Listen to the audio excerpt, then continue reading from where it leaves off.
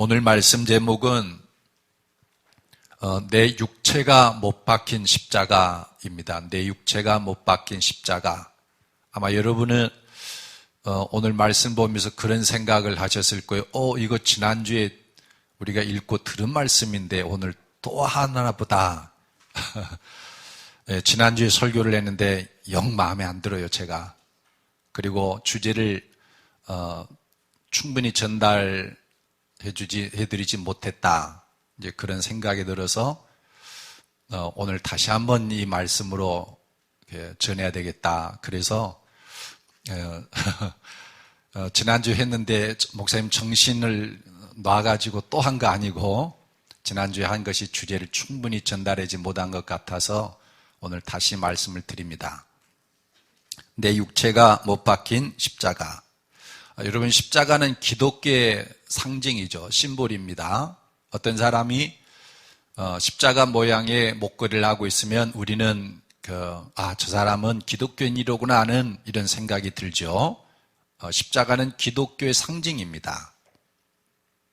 근데 사람들이 과연 이 십자가가 무엇을 의미하는지 제대로 이해하고 있는가? 이 물음 앞에서는 그리스도인들마저 십자가의 의미를 충분히 이해하지 못한 이들이 너무나 많이 있습니다. 사실은 십자가의 의미를 그리스도인들이 10% 정도나 알고 있을까? 우리가 갈라디아서를 통해 보면은 이 십자가의 의미가 얼마나 깊고 풍성한가를 우리가 지금 계속 보고 있지 않습니까? 대표적인 십자가에 대한 두 가지 오해가 있는데 그 하나는 예수님이 십자가에 예수님이 못 박힌 형틀이다. 예수님 못 박혀 죽으신 것이다 라고 십자가를 생각한다는 겁니다. 이게 대표적인 오해인데 물론 예수님이 십자가에 못 박혀 죽은 건 사실입니다. 그런데 사도 바울은 우리가 갈라디아서를 통해서 확인해 보았지만 십자가는 예수님이 못 박혀 죽은 곳이면서도 우리 자신, 내가 십자가에 못 박힌 것이다 라고 말을 합니다. 갈라디아서 2장 20절에 내가 그리스도와 함께 십자가에 못 박혔나니 그런즉 이제는 내가 사는 것이 아니요 오직 내 안에 그리스도께서 사시는 것이라. 그러니까 바울 사도는 십자가를 바라볼 때 내가 못 박힌 것을 보는 겁니다. 내가 그리스도와 함께 십자가에 못 박혔나니. 그래서 이 십자가를 통해서 우리는 나는 죽고 그리스도께서 내 안에 사시는 것을 우리는 경험을 하게 돼요. 그래서 이 십자가는 내가 죽고 내가 그 십자가에 못 박혀 죽고 그리스도께서 내 안에 살게 하시는 하나님의 능력이다라는 겁니다. 그러니까 이 십자가 복음을 믿으면 의롭게 될 수밖에 없는 것이죠. 그 다음에 두 번째 오해는 십자가는 나를 대신해서 예수님이 형벌을 받은 것이다 라고 생각하는 거예요.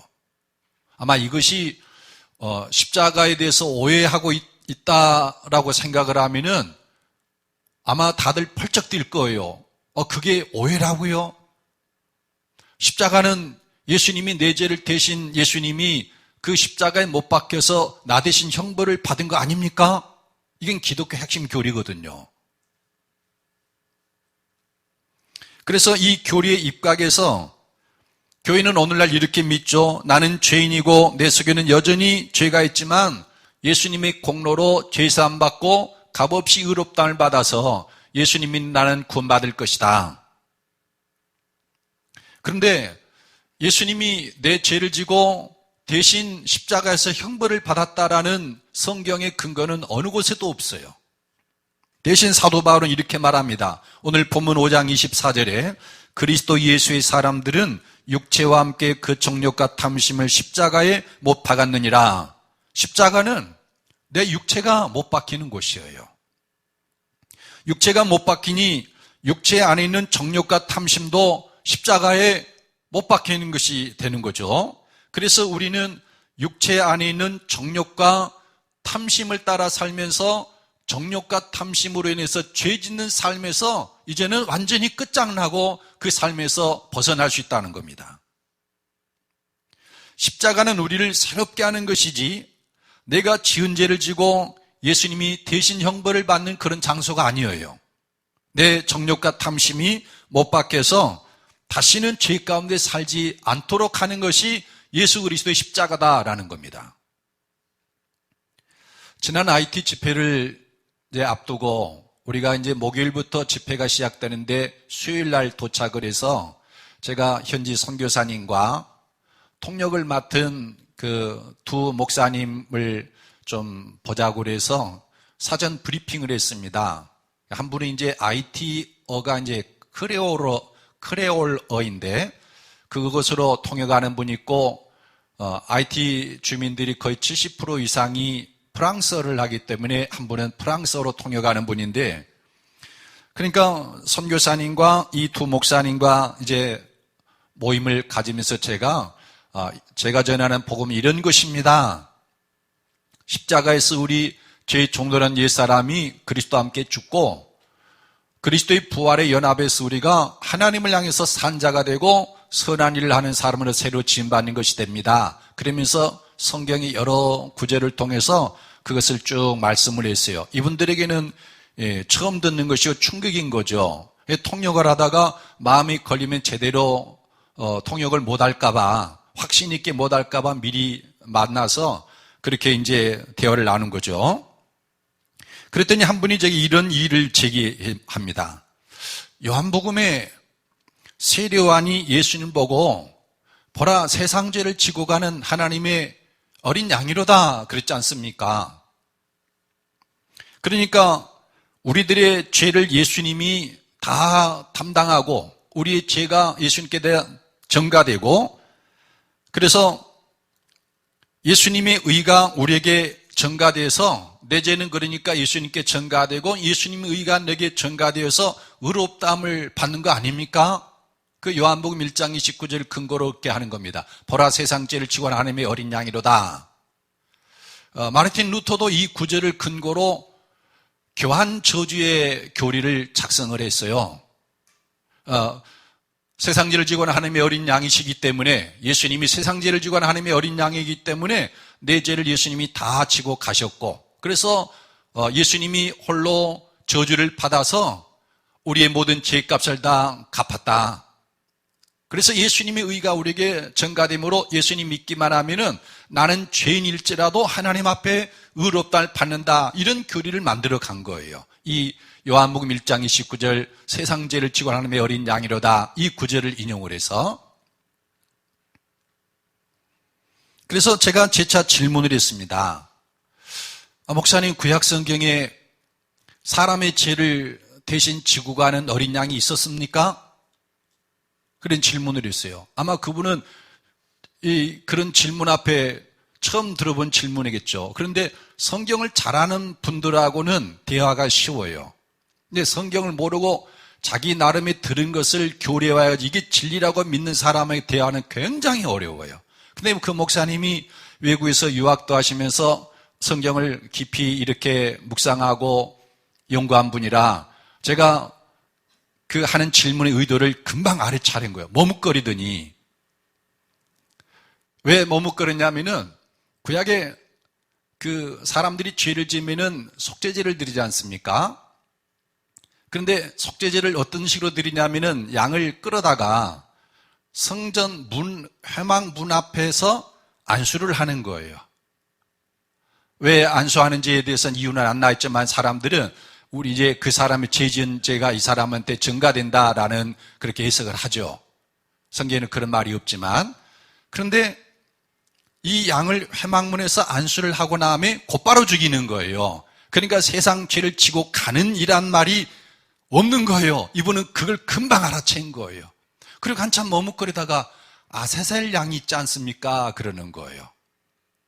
아사셀 양이란 것은 뭐냐면은 1년에 7월 1일 속죄일에 그 이스라엘 사람들을 위해서 그 속죄하는 하루의 날을 정해요. 그래서 1년 동안에 부정해지고 죄짓고 하는 모든 것들을 이제 끝내기 위해서, 정결하기 위해서 그 속죄일을 지키는데 그 중에 하나가 아사셀 양을 광야로 내보내는 게 있어요. 그러니까 이스라엘 사람들의 어떤 죄를 대신 지고 이 양을 광야로 이제 가게 하는 거예요. 안수를 한 다음에 광야로 가서 이제 죽는 거죠. 어린 양이 거기 가서 뭐 하겠습니까? 굶어 죽든 이리에게 물려 죽든 죽는 거예요. 그러면서 저에게 아사셀 양이 있지 않습니까? 그러는 거예요. 그래서 제가 재차 질문했습니다.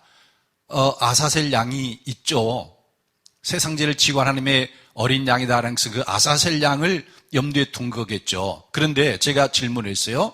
그렇게 아사셀 양이 사람들의 죄를 지고 가면 어떻게 되는 겁니까? 그 결과는 어떻게 됩니까? 이렇게 질문했어요. 저는 그거에 대해서 제가 사전에 여러 궁금증이 있어서 많은 고민을 하고 성령님께 묻다가 성경을 통해서 해결받은 거거든요. 그러니까 뭐 그런 어려운 질문에도 저야 뭐 두려움 하나도 없는 거죠. 이분이 대답을 못하는 거예요. 왜냐하면 이 아사셀 양은 이스라엘 그 진 안에 있는 모든 사람들의 죄를 대신 지고 이렇게 가서 죽으면 이 진 안이 정결해지는 거예요.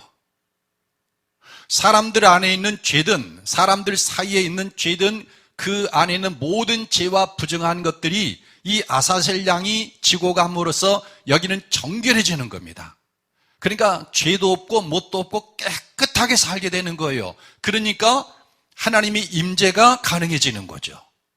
그리고 여기 진 안에 사는 사람들은 정결해졌기 때문에 거룩하신 하나님 앞에 나아가서 하나님을 섬길 수 있게 되는 겁니다. 이게 속죄제라든지 아사셀 양에 숨겨진 이스라엘 종교의 그 본래 모습이에요. 사람들이 이 이방 사람들의 사고방식으로 생각하니까 속죄제를 오해하는 거지, 이스라엘 종교라는 것이 무언가를 알고 속죄제라든지 이런 세상제를 지고 한다는 걸 알면은 이게 십자가 부활의 복음도 금방 알 수 있는 거예요. 그래서 이스라엘 종교라는 것은 하나님이 진노하고 누가 죄를 지었기 때문에 화가 나서 이걸 달래기 위해서 그렇게 해서 속죄를 드리는 게 아니에요. 하나님의 임재가 불가능해지니까 사람들의 모든 죄를 대신 지고 가게 한 다음에 그 진안이 정결해지니까 하나님이 임재하고 사람들이 그 하나님께 나가서 예배를 드리면서 은혜를 누리는 삶을 사는 겁니다. 그러니까 죄 없이 살도록 하기 위해서 세상 죄를 지고 가는 그런 일이 있다라는 겁니다. 그분이 성경을 아는 분이라서 너무나 처음 들은 소리이기 때문에 자기 이렇게 수긍은 안 하지만 이렇게 말하고 돌아간 걸 봤어요. 목사님, 제가 돌아가서 성경을 다시 한번 보겠습니다. 다시 보겠다고. 정말 양심적인 거죠. 예수님이 세상 죄를 지고 가신 것은 사실입니다. 그런데 세상 죄를 지고 가신 것으로 인해서 예수님이 우리를 대신해 형벌받고 그로 인해 나는 여전히 죄인이지만 죄사함을 받고 값없이 의롭다함을 얻은 그런 것이 아니에요. 이거는 예수님을 모욕하는 거예요. 하나님의 역사를 잘못 말하는 겁니다. 하나님은 사람들의 모든 죄를 다 예수님께 담당해서 가서 십자가에서 죽게 하고 우리는 죄 없이 정결하게 하나님 모시고 살도록 하기 위한 것인데 뭐 내 안엔 여전히 죄가 있는데도 불구하고 의롭다고 여긴다고? 이건 하나님을 모욕하는 거예요. 예수님이 세상 죄를 지고 가서 십자가에 죽으심으로 우리는 정결해집니다. 내 속뿐만 아니라 내 주변에도 죄가 모두 없어져서 죄 없이 정결하게 사는 겁니다. 오늘 5장 24절에도 이렇게 말씀하고 있죠. 그리스도 예수의 사람들은 육체와 함께 그 정욕과 탐심을 십자가에 못 박았느니라. 그러니까 십자가는 우리의 육체를 못 박고 덤으로 육체 안에 있는 정욕과 탐심마저도 다 못 박아서 이 정욕과 탐심을 따라 살면서 죄 짓는 그 삶에서 완전히 벗어나 버린 거예요. 죄 없이 사는 것. 이것이 십자가의 의미다라는 것입니다. 하나님께서 십자가를 통해 우리에게 주신 은혜가 무엇인지 좀 더 깊이 보겠습니다. 오늘 5장 24절과 전체 내용을 보면은 이 십자가를 통해서 하나님 우리에게 두 가지 은혜를 주는데 그 첫째는 십자가는 우리의 육체를 못 박는다는 겁니다. 우리 육체를 못 박는 것이다. 그거를 여러분 묵상해 보면 우리 육체가 얼마나 하나님이 근심이 되었으면 또 이 땅에 하나님의 나라를 하나님이 세워나가고 이뤄나가시는데 우리 육체가 얼마나 그 하나님을 대적하고 아꼈으면 하나님이 그의 아들 예수님을 보내서 우리 육체를 못 박기 위해서 십자가에 죽으신 걸까요? 이 육체가 정말 문제가 많다는 것을 우리가 알 수 있죠. 육체와 함께 정욕과 탐심을 십자가에 못 박았다. 얼마나 육체가 하나님을 거슬렀으면. 갈라디아서에서 육체란 단어를 찾아봤더니 우리말 성경에는 15번 나오더라고요. 성경에서 제일 많이 나옵니다. 헬라어로 사르크란 말인데 여전히 그 단어가 많이 나와요. 갈라디아서에는 18번 나오니까 6개 장에서 18번이면 한 장에 3번씩 나온다는 의미입니다. 성경에 그런 성경은 또 없어요. 로마서도 이렇게 자주 나오지 않습니다. 이 말은 갈라디아서가 사람이 의롭다함을 얻는 데 있어서 이 육체가 얼마나 중요한 어떤 역할을 담당하고 있는가, 긍정적인 기능을 말하는 게 아니에요. 순기능을 말하는 게 아니라 역기능을 말하는 겁니다. 하나님께서 사람을 의롭게 하는데 사람이 가지고 있는 이 육체가 얼마나 그 하나님을 대적하고 하나님의 뜻을 이루는 데 지장이 되고 있는가, 장애물이 되고 있는가, 이거를 말하고자 하는 것이에요. 갈라디아서에는. 그 첫째는 이 육체는 율법의 행위로 의롭다함을 얻을 육체가 없습니다. 그러니까 육체는 아무리 선한 마음을 품고 아무리 결심하고 다짐을 해도 율법의 행위로 그 다짐을 통해서 의롭게 될 수 있는 것이 아니다라는 거예요. 여러분 화면을 보고 2장 16절 함께 읽어보십시다. 시작. 사람이 의롭게 되는 것은 율법의 행위로 말미암음이 아니요 오직 예수 그리스도를 믿음으로 말미암는 줄 알므로 우리도 그리스도 예수를 믿나니 이는 우리가 율법의 행위로서가 아니고 그리스도를 믿음으로써 의롭다함을 얻으려 함이라. 율법의 행위로서는 의롭다함을 얻을 육체가 없느니라. 마지막에 육체라는 단어가 나오죠. 율법의 행위로서는 의롭다함을 얻을 육체가 없느니라. 그러니까 이 2장 16절의 말씀은 사람이 의롭게 되는 것, 그러니까 죄를 범하지 아니하고 의롭게 살아갈 수 있게 되는 데 있어서 율법의 행위로는 불가능하고 예수님을 믿음으로만 되는 것이다 라는 내용이에요. 왜 그러는가? 율법은 선하고 의롭고 거룩한 것이에요. 율법은 절대로 나쁜 게 아니에요. 선하고 의롭고 거룩한 것입니다. 그런데 이 율법이 선하고 의롭고 거룩한 것인데 왜 사람들은 율법의 행위로 의롭다함을 얻을 수 없는가? 의롭게 될 수가 없는가? 그거는 이 율법을 읽고 지키는 게 사람의 육체인데 이 육체에 문제가 있다라는 거예요. 이 육체에 문제가 있어서 이 육체로 율법을 지켜서 의롭게 되는 그 방식 자체가 불가능하다는 겁니다. 로마서 8장 7절에 보면 육신의 생각은 하나님과 원수가 되나니 이는 하나님의 법에 굴복하지 아니할 뿐 아니라 할 수도 없음이라 그랬어요.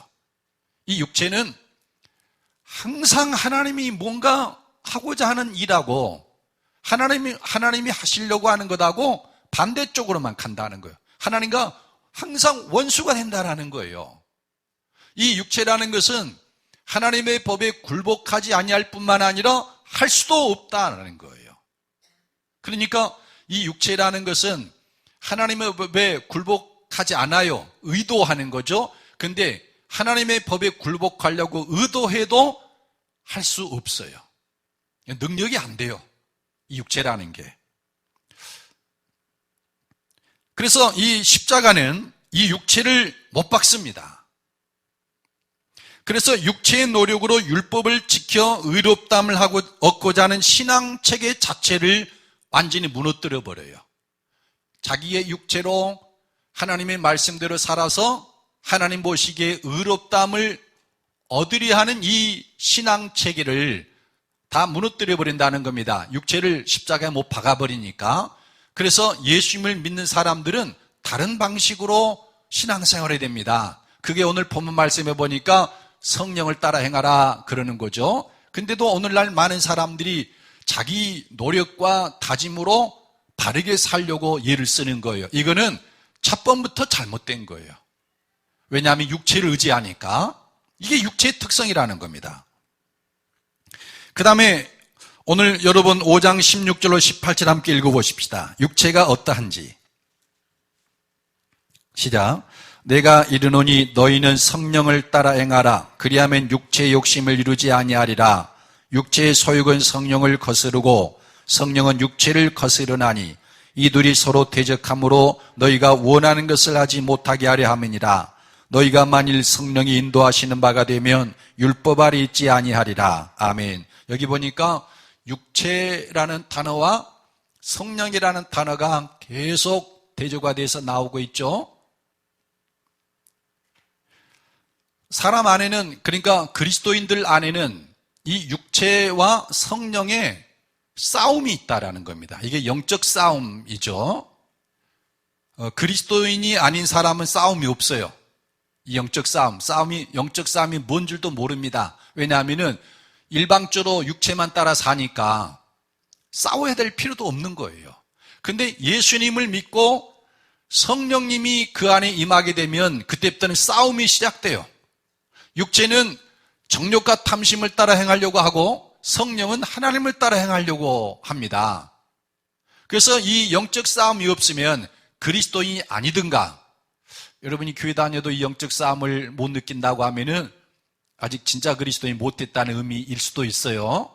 아니면 완전히 육체의 소욕을 다 쳐서 복종시키고 성령님만을 따라 살아가는 사람은 영적 싸움이 없겠죠. 성화된 사람. 그런 분들이 많게 되기를 예수님의 이름으로 축복합니다. 아무튼 그리스도인은 이 영적 싸움이 있어요. 뿐만 아니라 내적으로만 있는 게 아니라 외부와의 관계에서도 이 영적 싸움이 항상 있기 마련입니다. 육적인 사람과 영적인 사람 사이에서. 그런 영적 싸움 속에서 육체는 그 안에 있는 정욕과 탐심을 따르고 성령은 하나님을 따릅니다. 그래서 이 영적 싸움에서 육체의 정욕을 따르든지 성령을 따르든지 결단을 해야 되만 하는 거예요. 그런데 어리석은 사람들은 이 영적 싸움에서 이기기 위해서 육체의 노력과 힘으로 이기려고 합니다. 내가 정말 성령을 따라 행해야 되겠어. 나는 육체의 정욕을 절대로 따르지 않을 거야. 이렇게 다짐을 합니다. 그래서 주의를 기울이고 다짐을 하고, 그래서 육체의 열심을 내려고 합니다. 노력을 합니다. 근데 여러분, 우리말 속담에 그런 말이 있어요. 가재는 무슨 편이다? 개 편이에요. 개하고 소라하고 싸우는데 가재가 와가지고 소라 편 안 된다는 거예요. 개 편 된다는 거예요. 가재는 개 편이. 아니, 육체와 성령의 싸움, 이 영적 싸움에서 이기기 위해서 육체의 열심을 발동하면 이 육체는 누구 편이 되겠습니까? 당연히 육체 편 될 거 아니겠습니까? 백전백패예요. 그래서 육체와 성령의 싸움에서 이 육체를 쳐서 복종시키고 성령을 따르는 길이 무엇인가? 그게 바로 십자가다라는 겁니다. 십자가. 24절에 보면 그리스도 예수의 사람들은 육체와 함께 그 정욕과 탐심을 십자가에 못 박았느니라. 그러니까 십자가는 우리 육체를 못 박고 육체 안에는 정욕과 탐심도 못 박아버리기 때문에 그 결과 우리는 이 십자가 복음의 아래 있는 사람들은 성령을 따라 행하게 될 수가 있다는 겁니다. 혹시 여러분이 이 영적 싸움이 일어나서 육체를 따르고자 하는 마음이 강해지면 여러분 하나님을 부르시길 바랍니다. 하나님께서 나를 그리스도와 함께 십자가에 못 박음으로 육체와 함께 정욕과 탐심을 또한 못 박은 줄로 저는 믿습니다. 하나님 제 안에 성령을 충만하게 해서 성령님을 따라 행할 수 있게 해주십시오. 그렇게 하나님을 부르어야 돼요. 그 다음에 육체는 절대로 기회를 줘서는 안 될 것입니다. 5장 13절에 보니까 형제들아 너희가 자유를 위하여 부르심을 입었으나 그러나 그 자유로 육체의 기회를 삼지 말고 오직 사랑으로 서로 종노릇하라. 우리가 지난 갈라디아서 3장 13절과 4장 4절로 5절에 예수님이 왜 십자가에 달려 죽으셨는가에 대해서 율법으로부터 벗어나도록 하기 위해서 십자가에 죽으셨다고 그랬어요. 갈라디아서는 이 십자가의 의미가 정말 풍성해요. 십자가가 우리에게 어떤 은혜를 주는가가 마치 보물창고와 같아요. 십자가가 뭔지. 그러니까 예수님이 십자가에 죽은 것은 우리를 율법으로부터 벗어나게 하고 율법의 저주로부터 속량하기 위해서 십자가에 죽은 것이다 라는 거예요. 그러니까 성경을 읽고 그 안에 기록된 율법의 계명을 따라서 이렇게 살아야 의롭다함을 얻을 수 있지, 이런 신앙체계였는데 이러한 신앙체계 율법으로 또 우리를 벗어나겠다는 거예요. 예수님이 죽으심으로. 근데 어떤 그리스도인들은 예수님으로 말미암은 이 자유를 육체의 기회로 삼는 그런 사람들이 있어요. 서구 기독교가 그러고 우리 기독교가 그러죠.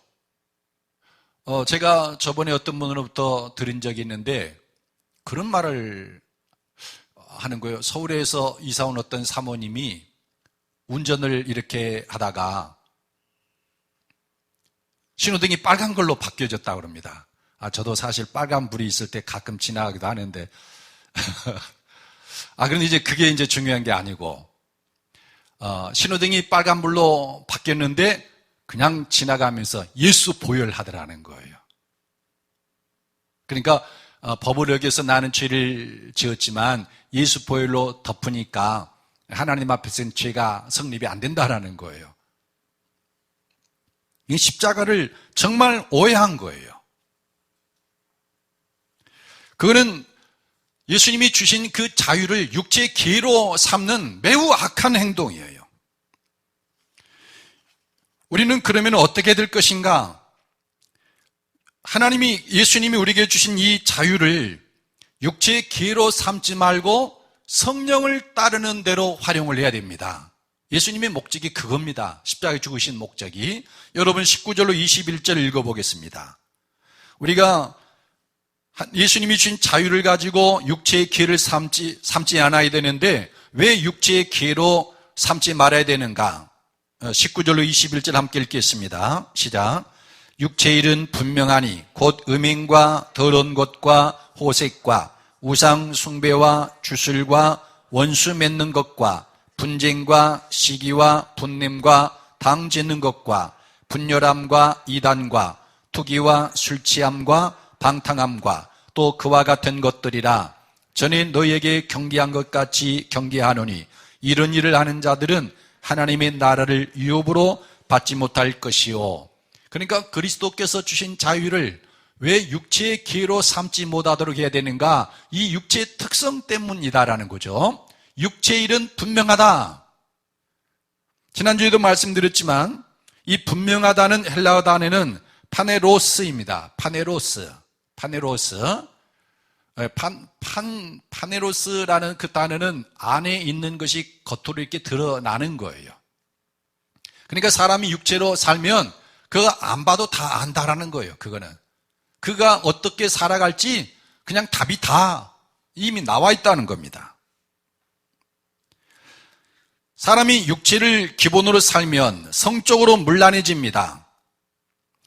19절에 보면 음행과 더러운 것과 호색과, 그러니까 사람마다 육체를 가지고 있으면 그 육체는 50보 100보예요. 도토리 키재기식입니다. 나는 이런 성적인 더러운 일에 나는 전혀 관계가 없는 사람이야. 음행과 더러운 것과 호색하고는 관계가 없는 사람이야. 그럴 분이 계십니까? 그건 자기를 속이시는 분이에요. 육체라는 것은 너무나 분명해요.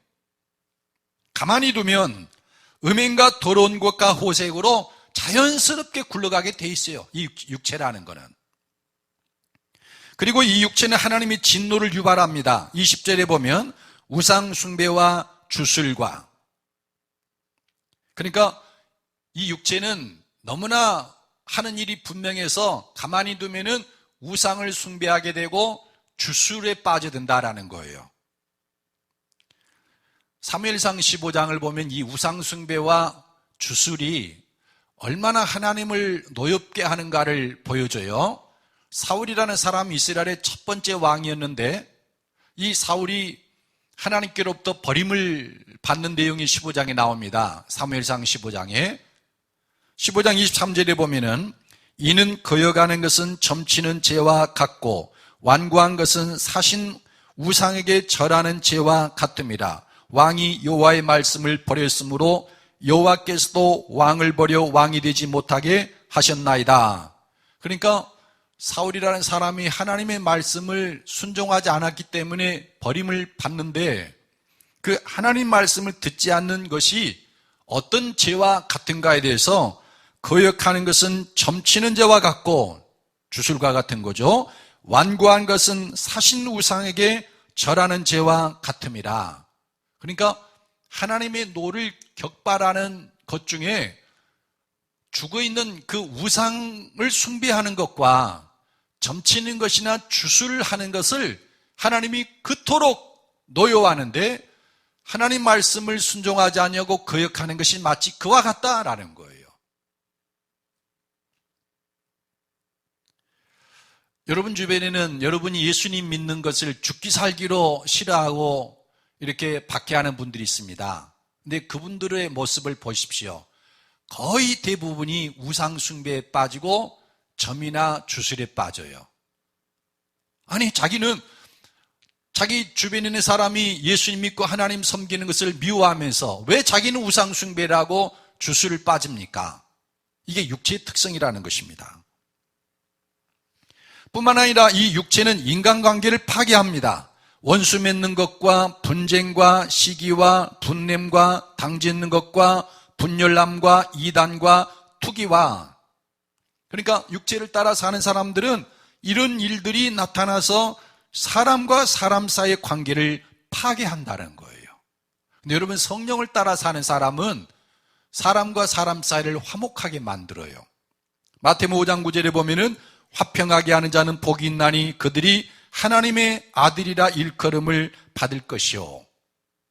하나님의 아들들은 화평하게 하는 자다라는 거예요. 물론 악을 용납하거나 그 악을 분간하지도 못하고 그들과 타협하고 그런다는 것은 아닙니다. 그러나 기본적으로 하나님의 아들들, 성령을 따라 사는 사람들은 공동체를 화평하게 해요. 그런데 육체를 따라 사는 사람은 반대입니다. 원수를 맺고 분쟁하고 시기하고 분내고 당을 짓고 분열을 하고 이단에 빠지기도 하고 투기를 하는 거예요. 이런 못된 모든 일들이 어디에서부터 나오느냐? 육체로부터 나온다는 겁니다. 뿐만 아니라 이 육체는 스스로를 파괴합니다. 술 취하고 방탕하고 또 그와 같은 것들이라 스스로를 파괴해요.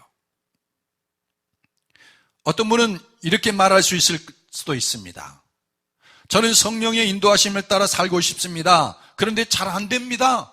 자꾸 육체가 나를 지배합니다. 어떻게 하면 좋을까요? 십자가로 나아가는 겁니다. 오늘 5장 24절에 보면 그리스도 예수의 사람들은 육체와 함께 그 정욕과 탐심을 십자가에 못 박았느니라. 십자가는 하나님이 내 육체와 함께 정욕과 탐심을 못 박은 장소예요. 그 십자가로 나아가야 된다는 겁니다. 하나님, 내 힘으로는 안 됩니다. 나는 정말 하나님의 뜻대로 살고 싶은데 그게 안 됩니다. 육체가 자꾸 나를 죄악으로, 정욕으로, 탐심으로 나를 끌어가서 하나님의 뜻을 온전히 순종할 수가 없습니다. 그때는 십자가로 나아가서 하나님, 나를 십자가에 못 박은 그 은혜를 내게 부어주십시오. 그래서 내가 더 이상 정욕과 탐심을 따라 살지 않은 하나님의 사람으로 만들어 주십시오. 십자가는 육체와 함께 정욕과 탐심을 못 박는 곳입니다. 이것이 하나님이 우리에게 주시는 첫 번째 은혜라는 겁니다. 육체를 십자가에 못 박음으로 더 이상 육체를 따라 살고 정욕과 탐심을 따라 살면서 죄 짓는 삶에서 벗어나도록 하는 것이 십자가를 통해 주신 하나님의 은혜입니다. 그 다음에 두 번째로는 십자가는 우리로 성령을 따라 행하게 합니다. 그러니까 우리 안에 육체의 소욕과 성령의 소욕이 있는데 하나님이 십자가를 통해서 이 육체를 못 박아버렸어요. 그러니까 이 나머지 다른 성령의 소욕, 성령의 생각을 따라서 우리로 살게 하는 것이 십자가를 통해서 주시는 두 번째 은혜다라는 것입니다. 오늘 두 가지 은혜를 말씀드린다고 그랬었죠. 여러분 24절로 25절 함께 읽어보십시다. 22절에서 23절의 말씀. 22절로 23절 시작. 오직 성령의 열매는 사랑과 희락과 화평과 오래 참음과 자비와 양선과 충성과 온유와 절제니 이 같은 것을 금지할 법이 없느니라. 그러니까 이 두 구절은 성령이 하는 일, 성령의 열매에 대해서 말을 해줍니다. 그러니까 육체의 일은 분명하듯이 성령의 일도 분명해요. 사람 안에 성령이 임하고 우리가 그 성령을 따라 행하면 안 봐도 답이 딱 나온다는 거예요. 아, 그 사람은 이렇게 살게 된다라는 거예요. 성령은 우리로 사랑하게 합니다.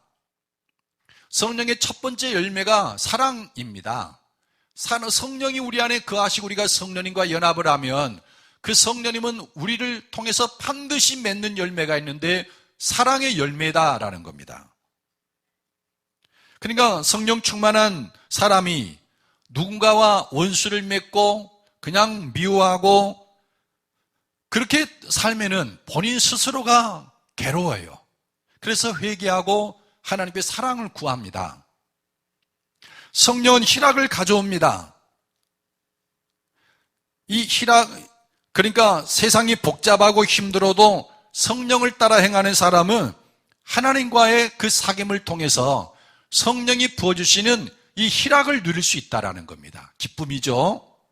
로마서 14장 17절에 보면 하나님의 나라는 먹는 것과 마시는 것이 아니요 오직 성령 안에 있는 의와 평강과 희락이라 그랬습니다. 그러니까 성령은 반드시 희락의 열매를 맺는다.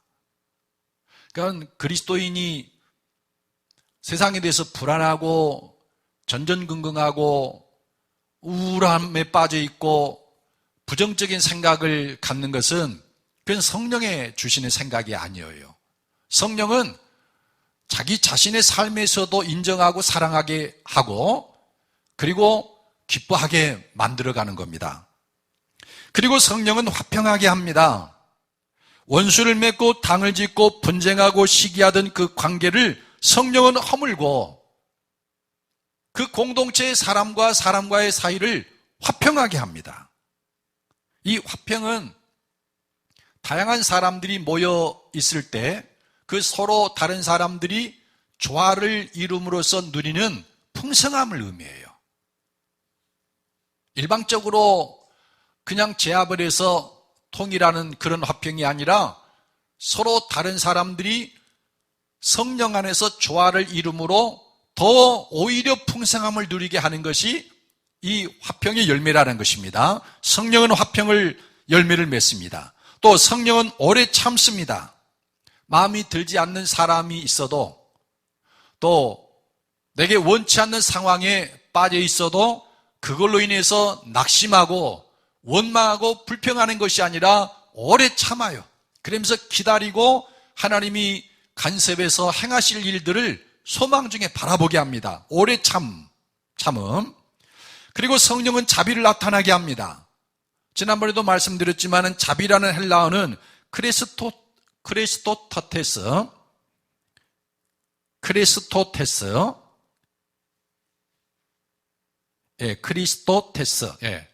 단어가 좀 복잡합니다만은 이 크리스토테스는 달콤하다라는 것을 의미합니다.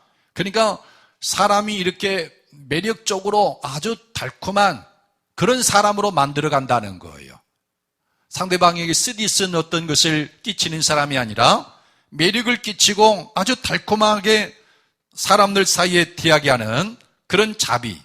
그리고 성령은 양선의 열매를 맺습니다. 양선은 선으로 행하는 것입니다. 어떤 사람들은 그 속에서 악을 도모해서 악을 내뿜죠. 어떤 분들은 이렇게 말합니다. 나는 나에게 해를 가하지 않으면 절대로 나도 남을 해하지 않습니다. 그런데 누군가 나에게 해를 가하면 반드시 나는 그것을 되돌려주는 사람입니다. 이렇게 말하는 사람이 있어요. 그것은 성령의 사람이 아닙니다. 성령의 사람은 악을 도모할 수가 없어요. 절대로 못합니다. 그리고 그 속에 항상 선이 작용을 해서 어떻게 하면은 선을 베풀 수 있을까? 이게 양선입니다. 성령의 열매라는 거죠. 또 성령은 사람을 충성스럽게 합니다. 충성은 성령의 열매라는 것이죠. 직장에서나 가정에서나 어떤 우리는 언약의 관계가 형성되어 있죠. 부부 사이에도 언약이 있고 부모와 자녀 사이에도 언약이 있습니다. 직장에서도 언약의 관계죠. 그 언약에 의해서 충성을 하도록 하는 것이 성령의 열매다. 또 성령은 사람을 온유하게 합니다. 이 온유라는 말은 사려 깊은 행동을 가리켜요. 사려 깊은 행동. 그래서 사려가 깊기 때문에 상대방을 배려하고 내가 어떻게 해야 저 사람을 살리고 저 사람이 기뻐할 수 있을까? 그런 사려 깊은 행동이 나가게 되는 것이고, 성령은 절제의 열매를 또한 맺습니다. 그러니까 이 절제는 육체의 정욕과 탐심대로 살지 아니하고 그것을 절제하고 극복하는 능력입니다. 23절 끝에 보면은 이 같은 것을 금지할 법이 없느니라 그랬습니다. 그러니까 성령이 우리 안에 임하고 성령을 따라 행하면 사랑과 희락과 화평과 오래 참음과 자비와 양선과 충성과 온유와 이 절제를 나타내는데 열매를 맺는데 그 어떤 것도 금지할 법이 없다라는 거예요. 그러니까 성령의 사람은 반드시 이런 열매를 맺고 사람이 그렇게 변화될 수밖에 없다는 것입니다. 문제는 어떻게 사람이 이 육체를 따르지 아니하고 성령을 따라 행하는가인데, 오늘 본문은 그렇게 말합니다. 그리스도 예수의 사람은 육체와 함께 그 정욕과 탐심을 십자가에 못 박았느니라. 그래서 성령으로 행하는 사람은 전부 성령을 따라 행할 수밖에 없다는 거예요. 십자가가 주는 은혜라는 겁니다. 육체는 못 박아버리고 우리로 성령을 따라 행하게 하니까 이런 것을 금지할 법이 아예 없다는 겁니다. 하나님 나라가 임하지 않겠습니까? 말씀을 맺겠습니다. 지난번에도 말씀드린 것처럼 마르틴 루터는 이 24절로 25절의 말씀, 그리스도 예수의 사람들은 육체와 함께 그 정욕과 탐심을 십자가에 못 박았다. 이 말씀을 이렇게 해석을 했습니다. 성도들은 금식과 다른 영적 훈련을 통해 육체의 소욕을 억제시킬 때와 성령으로 살 때 육체와 함께 모든 욕심을 십자가에 못 박는다. 다시 말해 하나님이 죄를 심각하게 처벌하실 것이라는 경고를 통해 각성하고 죄를 범하는 것을 두려워할 때와 하나님의 말씀, 믿음, 기도로 무장하며 육체의 소욕에 굴복하지 않을 때 그 모든 욕심을 십자가에 못 박는다. 이렇게 해석을 했습니다. 저는 이 말씀을, 이 해석을 다시 한번 주의 깊게 곰곰하게 생각하면서 이 마르틴 루터의 해석이 아주 악하고 어리석은 해석이다라는 걸 다시 한번 느꼈어요. 그러니까 무슨 말이냐면은 사람이 어떻게 하면은 육체와 함께 자기 정욕과 탐심을 십자가에 못 박느냐, 이것에 대해서 루터가 그런 겁니다. 금식을 하고 어떤 다른 영적 훈련, 그러니까 기도하거나 성경을 읽거나 이런 금식을 통해서 우리가 육체의 정욕을 따르지 아니하고 성령을 따를 때 우리 정욕과 탐심을 십자가에 못 박을 수가 있다. 이렇게 해석을 한 거예요. 그걸 가만히 들여다보면 매우 그럴싸해요. 단어도 다 나와요. 성경에 나오는 단어가. 그런데 이 루터의 악은 어떤 거냐면은 복음을 율법으로 바꾼 거예요. 복음을 율법으로 바꿨다라는 거예요. 무슨 말일까요? 사도 바울은 이렇게 말한 겁니다. 그리스도 예수의 사람들은 하나님께서 우리 육체와 함께 정욕과 탐심을 십자가에 못 박았다. 그래서 성령을 따라 행할 수가 있다. 복음 아닙니까? 하나님이 우리를 그리스도와 함께 육체와 정욕과 탐심을 십자가에 못 박았다. 그래서 더 이상 육체의 정욕과 탐심대로 살지 아니하고 성령을 따라 행할 수 있게 되었다. 이걸 믿음으로 우리는 붙잡고 믿음으로 그것을 누리면 되는 거예요. 그래서 복음입니다. 근데 루터는 이걸 살짝 바꿨는데 악하기 짝이 없는 거예요. 우리가 금식을 하고 영적인 훈련을 하고 육체의 정욕을 따르지 않고 성령을 따라 행하면 정욕과 탐심을 십자가에 못 박을 수 있다. 그러니까 십자가에 못 박는 걸 위해서 금식을 하라는 거예요. 영적 훈련을 하라는 겁니다. 그리고 육체를 따라 살지 아니하고 성령을 따라 행하는 겁니다. 그러면 육체의 정욕과 탐심을 십자가에 못 박을 수 있다는 겁니다. 십자가에 못 박는 것이 내 노력으로, 내 결심으로, 다짐으로 해야만 이루어질 수 있는 거예요. 율법으로 만들고 있지 않습니까? 얼마나 악하고 얼마나 어리석은 것인지. 여러분, 그런 논리에 함몰돼서 기독교 역사에 얼마나 많은 사람들이 육체의 정욕을 극복하기 위해서 금식하고 가시로 자기 몸을 찌르고 그리고 산속에 들어가서 면벽 수행을 하고 어떤 분들은 높은 기둥이 올라가서 모든 정욕을 다 억제하고 그 위에서만 하나님을 부르는 사람들이 있었습니까? 그게 나쁘다는 거 아닙니다만은, 그러나 여러분, 우리는 이 십자가를 복음으로 받아들여야 돼요. 하나님이 육체와 함께 정욕과 탐심을 못 박았다. 그래서 우리는 아멘, 하나님이 내게 그런 일을 행하실 걸 저는 믿습니다. 그 일이 내게 이루어진 것을 믿습니다. 믿음으로 그냥 아멘하고 누려버리는 거예요. 그게 십자가 복음이다라는 것입니다. 여러분은 성령을 따라 행하십니까? 육체의 정욕과 탐심에서 벗어나지 못했다면 우리는 복음으로 돌아가야 됩니다. 하나님이 십자가에서 행하신 그 복음을 우리는 다시 믿고 받아들임으로 누릴 수 있어야 돼요. 그것을 믿음으로 우리가 화합을 할 때 육체의 정욕은 십자가에 못 박히고 우리는 성령을 따라 행할 수가 있습니다. 사랑하고 기쁨을 누리고 서로 화평하고 오래 참고 그리고 자비를 베풀고 온유하고 충성하고 절제하면서 아무도 막을 수 없는 그 성령의 열매를 우리 삶에 맺게 될 줄로 믿습니다. 그래서 이 은혜가 여러분에게 있기를, 저와 여러분에게 풍성하기를 예수님의 이름으로 축복합니다. 우리 함께 기도하십시다. 하나님, 저는 이 십자가 복음을 믿습니다. 하나님이 나를 육체와 함께 정욕과 탐심을 십자가에 못 박은 것을 믿고 그 하나님 안에 믿음으로 거할 때 성령을 따라가야 될 줄로 믿습니다. 성령의 열매로 풍성케 해주시고 육체의 정욕에서 완전히 벗어나게 해주십시오. 함께 기도하겠습니다.